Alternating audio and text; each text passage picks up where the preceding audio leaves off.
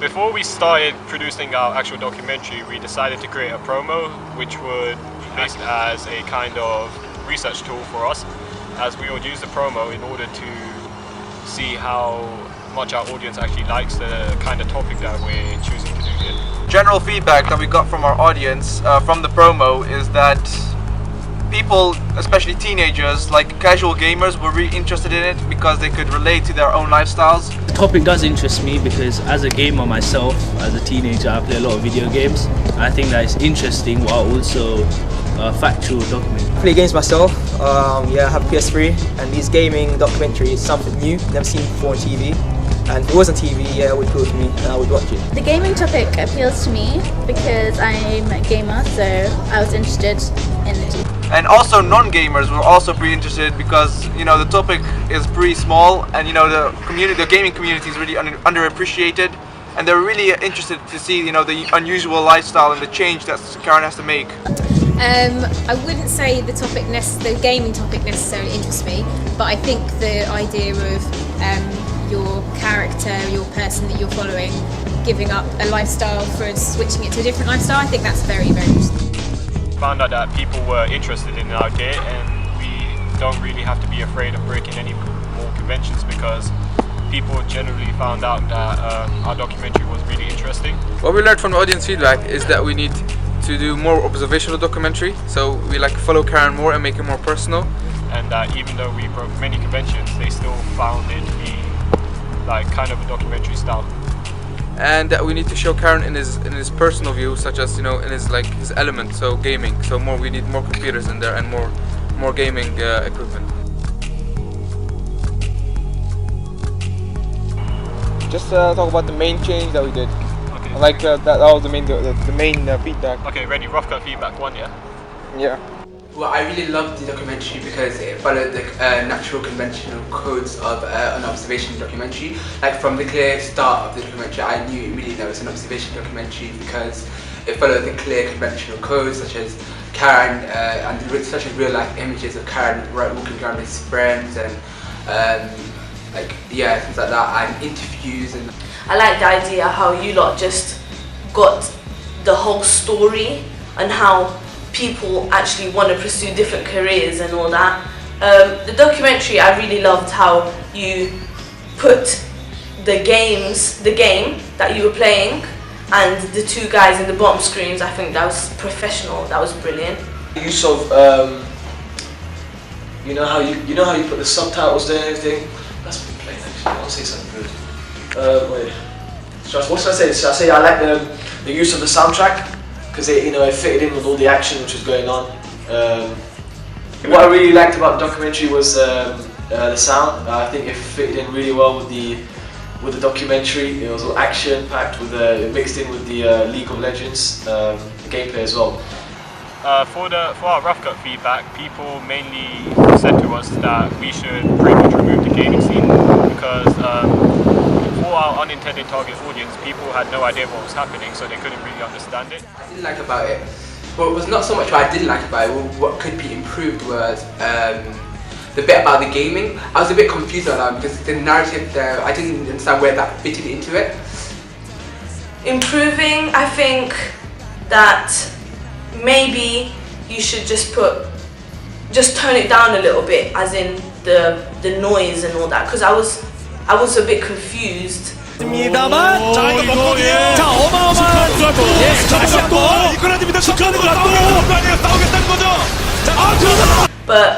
apart from that, I think it was brilliant. Also, I believe that the Osish interview, I think the sound could have been slightly raised because it was kind of difficult to hear what he was saying. A lot of people said that the gameplay footage was a bit too long and that the Korean voiceover over that gameplay footage was too loud and they wanted to have a bit lower. And also people thought that the Oshish interview was really good. And also I like the Korean interview used as it showed loads of facts and figures. So they thought that we should have a lot more cuts and different camera angles when shooting for the Karen interview as well. So from the first rough cut, the biggest change that we did was that we added another interview. It was Mr. Baratheon's interview, which is basically a teacher, Karen's head teacher, and he will serve as a counter argument, so he disagrees with his decisions. We had to reshoot Karen's interview to make sure that it was perfect, so we reshooted about 5 times as we had problems such as the voice and the lighting. We also had to review our footage after we filmed to make sure that it was perfect, and by doing this to make sure it was suitable for our documentary. From it we learned that we had to use more consistent shots and variety of shots for the current interview, which we retook, and we followed that feedback, and that made our documentary much better. Our second rough cut, we realized that not many people knew what was going on, especially when the gaming footage came on. So what we learned to do in the next documentary rough cut, that we had to dumb it down. I think the part that needs improving though is the final clip where it's got the actual footage of the game. I think that if you want to understand, you wouldn't be able to tell what's going on. Because the gameplay footage was way too advanced for people that didn't know the context of it. For our second rough cut, we rearranged some scenes for our documentary to make the narrative more clear and understanding. The changes we made is that we added an introduction before our gaming scene, so that the viewers actually know what the gaming is about. And I liked how the voiceover at the beginning set off the narrative. There were loads of good use of shots. For our gameplay scene, we decided to change it a lot so that in our Rough Cut 3 it will be improved a lot more. From our feedback, we learned that many people thought that it was too long and we should really cut it down a bit. So what we decided to do is we decided to cut it down from 20 seconds to 5 seconds. We also decided that we should only have the ending, which is the victory screen. From the Rough Cut 3 feedback, people said that they really liked the teacher interview which we added. What I liked about the Rough Cut is the teacher scene. In the teacher scene you have a basic counter argument, and also it kind of relates to everything you're doing, so it gives 2 sides of the coin kind of. However, they wanted the soundtrack to be away because it doesn't make it seem serious, and we want that interview to be very serious. The improvements you have to make is during the scene, the teacher argument scene, there's a soundtrack at the background. I think you can get rid of that so the scene looks more professional, more realistic.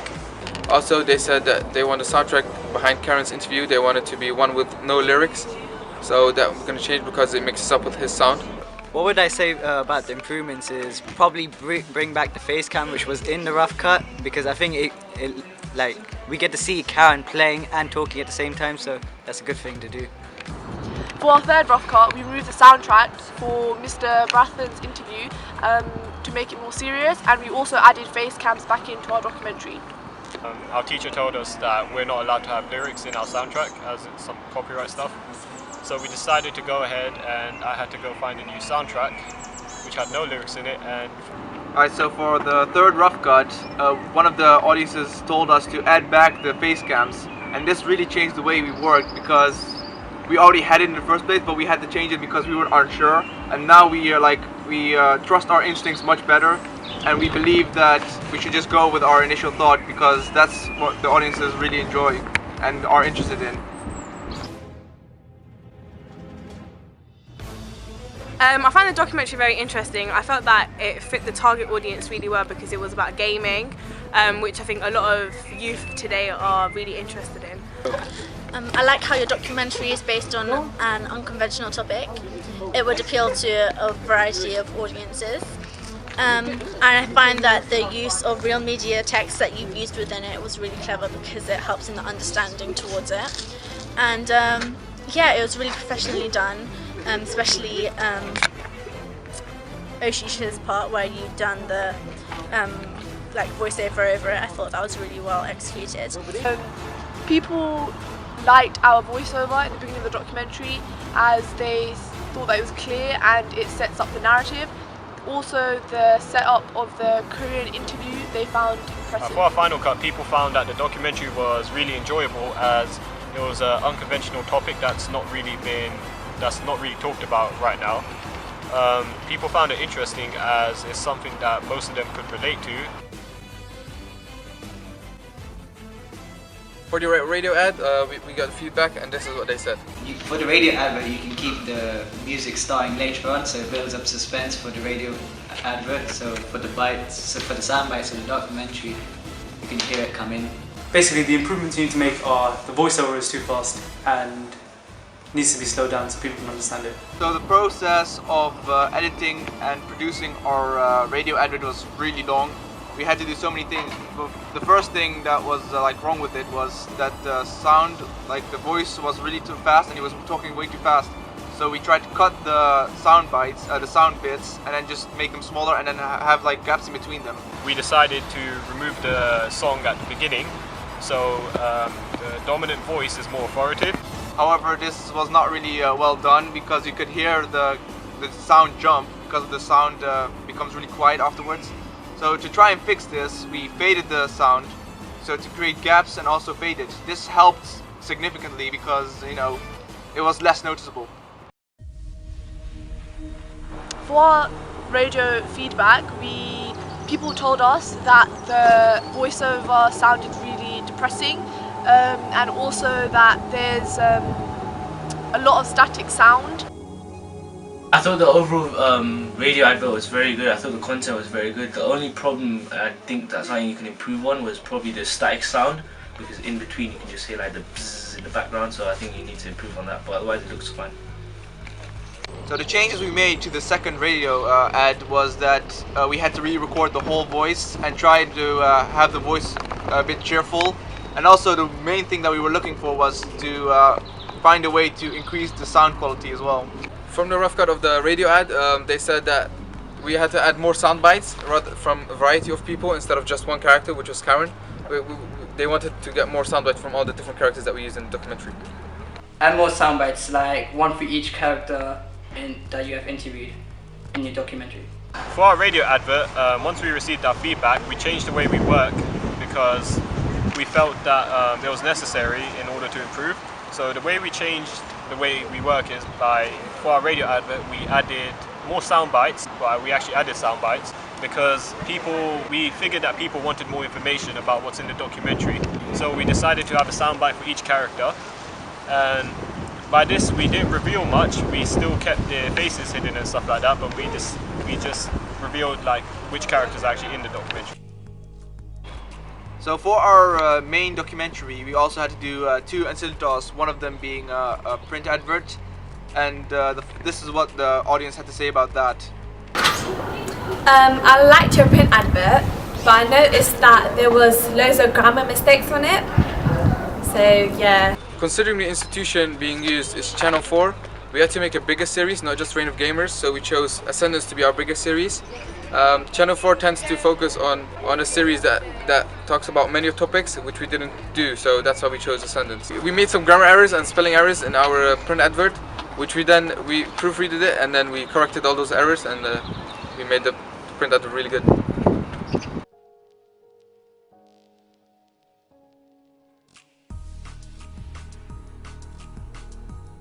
I like the layout of the print advert, how the picture was on the right and the text was on the left.